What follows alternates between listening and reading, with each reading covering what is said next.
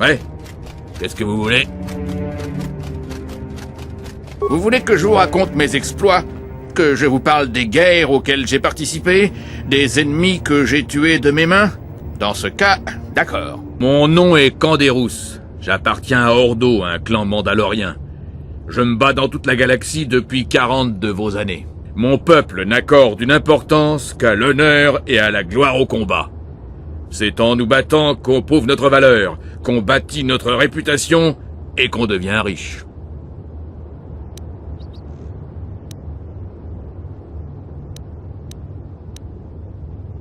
Les Sith sont venus nous proposer d'affronter un ennemi noble au cours d'un combat dont nous nous souviendrons toute notre vie. Qu'il soit gagné ou perdu, tant que le combat est loyal, l'honneur est sauf. Et quand on gagne alors qu'on avait toutes les chances de perdre, c'est la gloire. Si rien n'est en jeu, ni vos biens, ni votre vie, ni votre monde, alors le combat n'a aucun sens. Les Mandalores mettent en jeu tout ce qu'ils possèdent lors d'un combat. C'est une façon de se tester. On lutte contre la mort, contre l'oubli.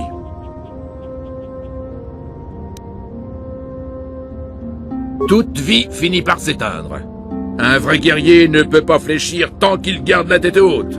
Mais les temps ont changé maintenant. Les clans mandaloriens se sont dispersés sur la bordure extérieure.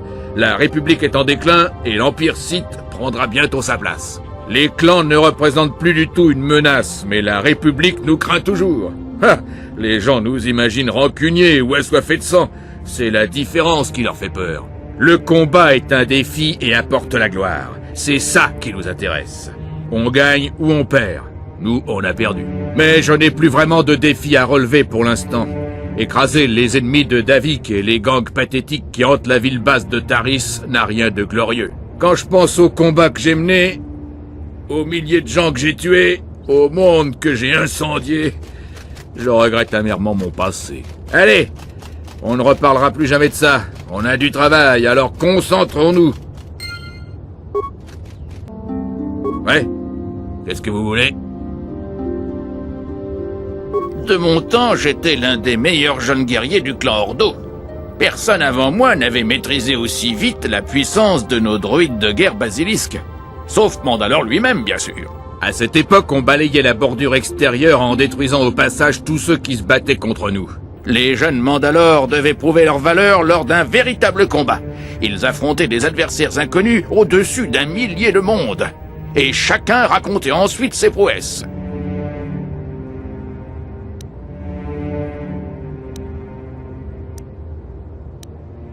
On récupérait tout juste du combat contre les Sith. On n'était pas encore assez fort pour lutter contre la République. Il fallait entraîner une nouvelle génération de guerriers pour ça. Ah, on voyageait de monde en monde, et on faisait des descentes avec nos vaisseaux Predator. Je me souviens encore de mon premier combat. Je me souviens très bien de cette fois où j'étais en orbite au-dessus d'un monde tranquille qui avait activé ses défenses. Comme le voulait la tradition, j'étais à l'avant de la première vague d'assaut pour surprendre les ennemis en plein cœur du combat. Je me vois encore assis dans mon blindé, directement lié au basilisque qui vrombissait en dessous de moi. Mon cœur battait la chamade par crainte du combat qui s'annonçait.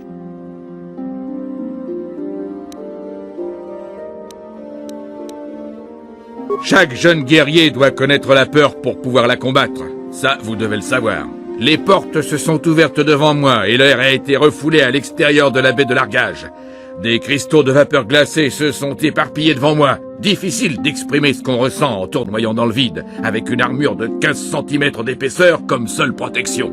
Lorsque les verrous magnétiques se sont dégagés de mon droïde, je me suis élancé depuis la baie de largage pour plonger dans la bataille qui se déroulait juste en dessous.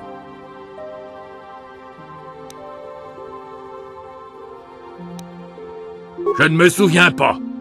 Ça n'a pas d'importance, de toute façon, ce monde a disparu maintenant. Impossible de décrire l'euphorie et la joie qui se sont emparés de moi lorsque j'ai pénétré en trombe dans l'atmosphère, en évitant les projectiles autoguidés qui me fonçaient droit dessus. Un plongeon de 80 km dans le vide, avec obligation d'éviter tous les obstacles, avec pour seule protection une armure rendue incandescente par la chaleur de la pénétration dans l'atmosphère. Et à 30 mètres à peine de l'arrivée, j'ai effleuré la surface du sol pour tirer sur les énormes générateurs de faisceaux qui se trouvaient sur mon chemin. L'explosion a provoqué des ondes de choc qui ont ébranlé tout le complexe. Ce jour-là, j'ai vécu l'un des moments les plus forts de ma vie.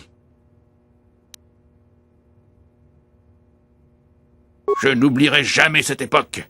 Mais les choses sont différentes aujourd'hui. On ne peut plus se battre comme avant. On n'est plus assez nombreux. Mais je ne veux vraiment plus en parler maintenant. J'ai satisfait votre curiosité, non? Vous voulez savoir autre chose? C'est votre choix. Je suis votre homme si vous voulez que les choses soient faites dans les règles de l'art. Ouais? Qu'est-ce que vous voulez? Vous voulez que je vous raconte une autre anecdote? Vous aimez mes histoires de monde dévasté? Ah, ça ne m'étonne pas de vous. Votre République n'a jamais vu ces créatures et ces races étranges contre lesquelles on se battait à cette époque sur la bordure extérieure. Et jamais vous ne les connaîtrez.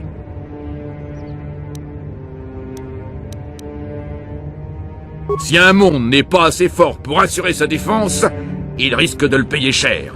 Mais cette fois, c'est un peu différent. On traversait le champ d'astéroïdes du système Crespin, tout au bord de la galaxie, et on s'amusait avec les pirates et les contrebandiers qu'on pouvait y croiser. La ceinture principale du système Crespin consiste principalement en petits rochers recouverts de méthane gelé, et les pirates s'en servent comme protection. Je me souviens du jour où j'ai utilisé un générateur thermique pour pulvériser la couche extérieure de l'un des astéroïdes en une picoseconde.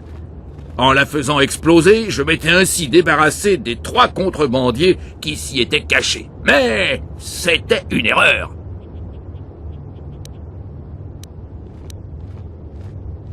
L'astéroïde que j'avais visé était plus petit que la plupart des autres, peut-être 12 mètres de côté.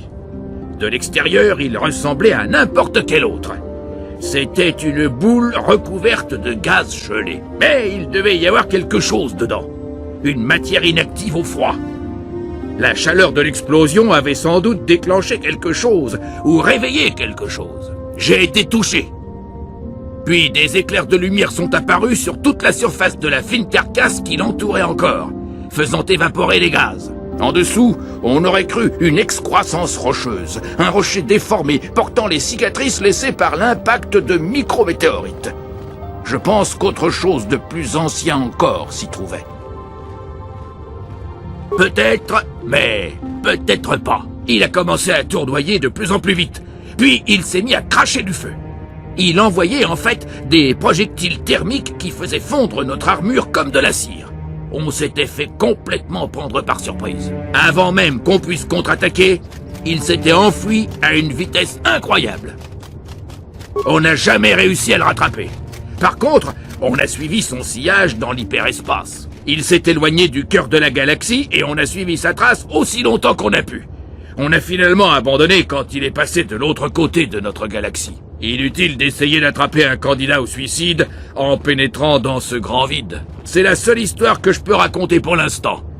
Je vous en dirai davantage plus tard si l'occasion se présente. Vous voulez savoir autre chose? C'est votre choix.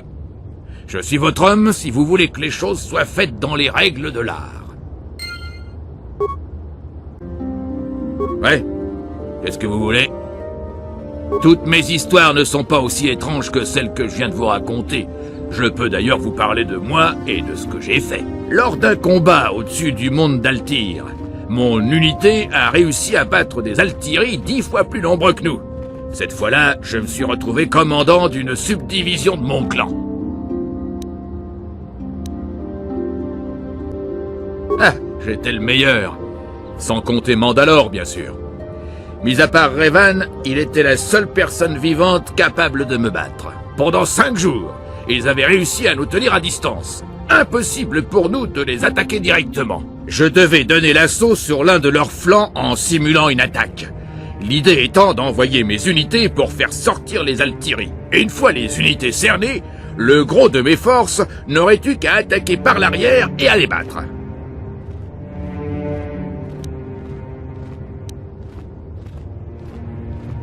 Il n'était pas stupide, car il faut être intelligent pour construire des vaisseaux et des armes de destruction massive.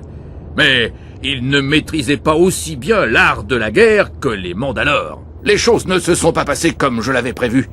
J'ai vu une ouverture, Leur force était mal dispersée, alors j'en ai profité. Leur flotte s'est scindée en deux en essayant de parer nos attaques. Tout le milieu de leur flotte était à découvert. J'ai donc décidé d'attaquer le centre de leur flotte pour les décimer. C'est une chance qu'un guerrier ne peut avoir qu'une ou deux fois dans sa vie. La chance de changer le cours de l'histoire, comme ça, d'un coup.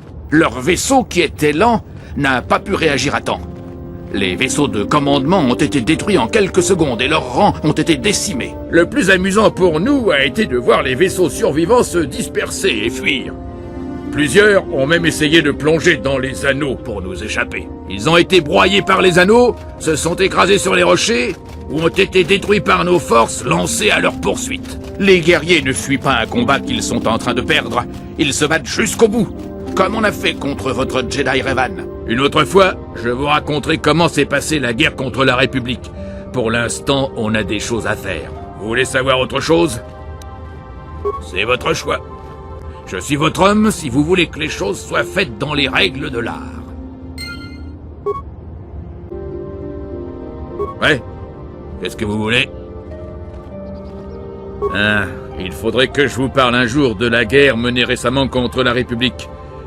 Ça vous parlera sans doute un peu plus. Celle où le Jedi Revan a battu mon peuple. On a commencé par s'attaquer au monde voisin de la République, avec une discrétion telle que la République n'a eu aucune idée de ce qui se tramait avant qu'il ne soit trop tard. Lorsque nos forces ont rejoint les mondes de la République, personne ne s'attendait à notre arrivée. On avait choisi d'emprunter 3 couloirs d'invasion dans des secteurs adjacents. Il était inutile d'essayer de nous résister. On a rasé des mondes entiers pour provoquer la République et nous battre avec elle. Ce n'est pas par plaisir que je raye des mondes de la carte, mais la lâcheté des défenseurs de la République ne nous a pas laissé le choix.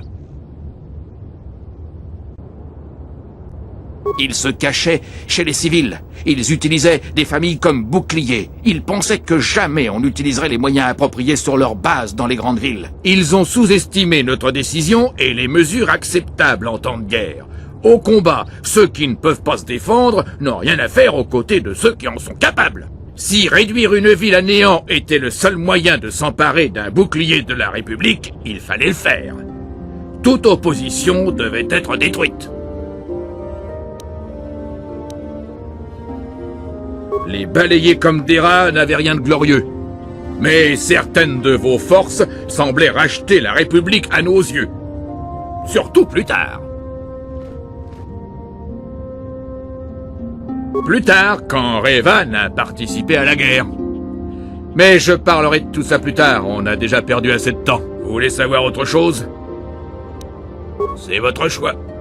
Je suis votre homme si vous voulez que les choses soient faites dans les règles de l'art. Ouais? Qu'est-ce que vous voulez?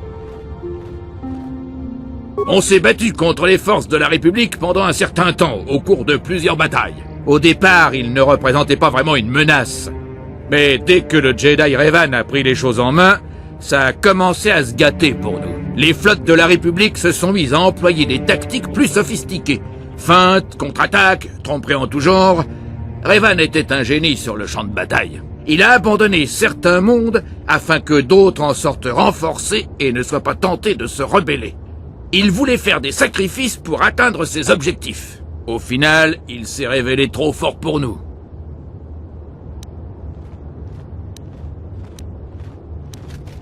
Les Sith avaient battu en retraite dans leur empire. Ils s'étaient isolés du reste de la galaxie. On pensait qu'ils ne reviendraient pas avant plusieurs siècles. Aussi incroyable que ça puisse paraître, ils ont reconstruit leur flotte en un temps record, mais à l'époque, la galaxie nous paraissait vraiment à notre portée. Je me souviens de cette dernière bataille dans le ciel au-dessus de Malachor V. On ne voyait que les 2 flottes dans l'espace, éclipsant les étoiles. Ce ne sont pas vos vaisseaux, vos hommes ou encore votre combat pour la liberté qui ont gagné cette dernière bataille de la guerre. C'est grâce à un seul homme, le Jedi Revan, que vous avez pris le dessus. Les stratégies et les tactiques de Revan ont eu raison des meilleurs d'entre nous. Même Mandalore lui-même a été surpris de la vigueur de ses attaques, de la résistance de ses défenses et de la finesse de ses plans. Revan s'est battu contre nous jusqu'à ce qu'on s'immobilise, puis a commencé à nous faire reculer. On n'avait aucune chance de résister. C'est ce qu'on avait toujours voulu, d'une certaine façon. On voulait se mesurer aux meilleurs au cours d'un combat dont on se souviendrait pendant des siècles. C'est ce qui s'est passé. Et Revan a gagné. Mais ni moi ni mon peuple n'en voulons à Revan. Ma participation à ce combat a été l'un des moments les plus forts de toute ma vie. Si Revan avait été un Mandalore, rien ni personne n'aurait pu nous arrêter dans la galaxie. Mais ça ne sert à rien de rêver à un passé différent. Il vaut mieux penser à l'avenir. On en reparlera plus tard. Vous voulez savoir autre chose? C'est votre choix. Je suis votre homme si vous voulez que les choses soient faites dans les règles de l'art.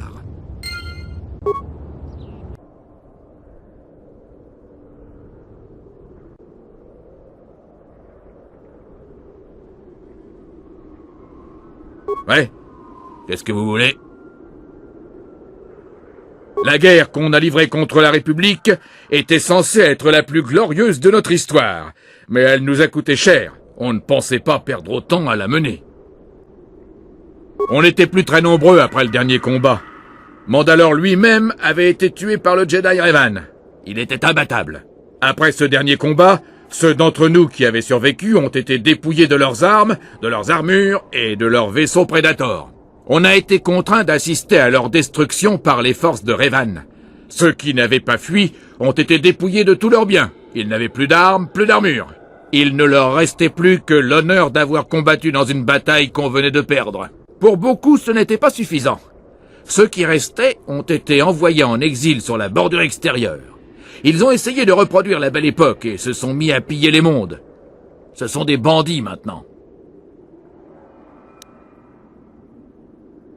Oui, j'ai trouvé du travail ici sur Taris. Imposer la loi de Davik n'a rien de stimulant. Les gangs qui sévissaient sur Taris et les rivaux de Davik étaient des ordures. Il n'y avait aucun honneur ni aucune gloire à les battre. C'était comme si on écrasait des insectes. Je recherchais des défis dignes de ce nom. Mais Taris ne représentait rien d'intéressant pour moi. Mais je pense qu'avec vous, je vais finalement tomber sur des adversaires qui valent le détour. Peut-être, peut-être pas. Mais vous suivre sera sans doute enrichissant. Je vous raconterai peut-être plus tard en quoi consistait mon travail pour Davik. Pour l'instant, reprenons le cours des choses. Vous voulez savoir autre chose? C'est votre choix. Je suis votre homme si vous voulez que les choses soient faites dans les règles de l'art.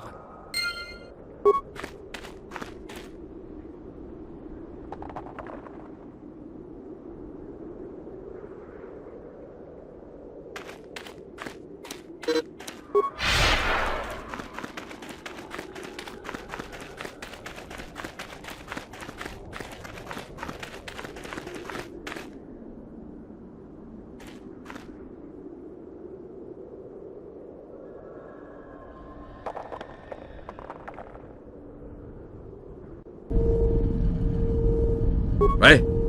Qu'est-ce que vous voulez?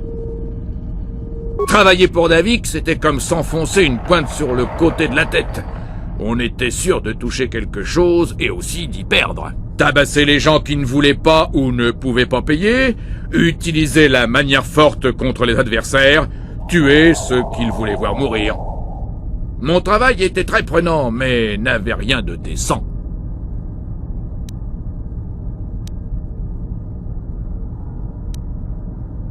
J'ai tué beaucoup de gens. Je n'en suis pas fier, mais c'est comme ça.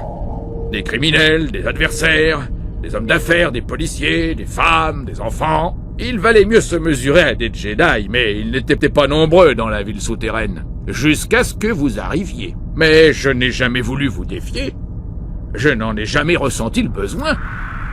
Je savais peut-être que je ne pourrais pas prendre le dessus, comme il y a quelques années. Oui, sans doute. Vous m'auriez sûrement battu. Peut-être. Mais vous n'êtes plus le même qu'à cette époque. Vous avez changé. Et peut-être même que moi aussi j'ai changé. Je me souviens d'une époque où je faisais ce que je voulais. Tuer, mutiler, assassiner. Ça ne me faisait ni chaud ni froid. Mais maintenant que je suis plus vieux, je repense à ce que j'ai fait et j'ai des regrets. Je ne suis même plus certain de savoir ce qu'est un Mandalore. Les Mandalores sont partis, vaincus par la République et balayés par le temps. Quand je regarde en arrière, Je regrette toutes les occasions que j'ai eues en tant que guerrier. Je ne devrais pas penser ça, d'autant qu'il y a beaucoup de choses qui se produisent, mais... C'est comme si quelque chose avait changé en moi, mais je ne sais pas ce que c'est. Bah, un guerrier ne doit pas parler comme ça. Parlons d'autre chose avant que je ne devienne sentimental. Vous voulez savoir autre chose? C'est votre choix. Je suis votre homme si vous voulez que les choses soient faites dans les règles de l'art.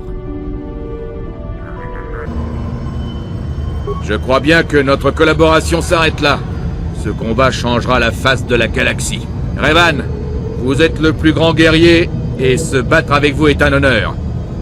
Quoi qu'il arrive, je resterai à vos côtés. Je ne suis pas prêt à abandonner cette terre qui est la mienne. Cette vie de combat, pas encore.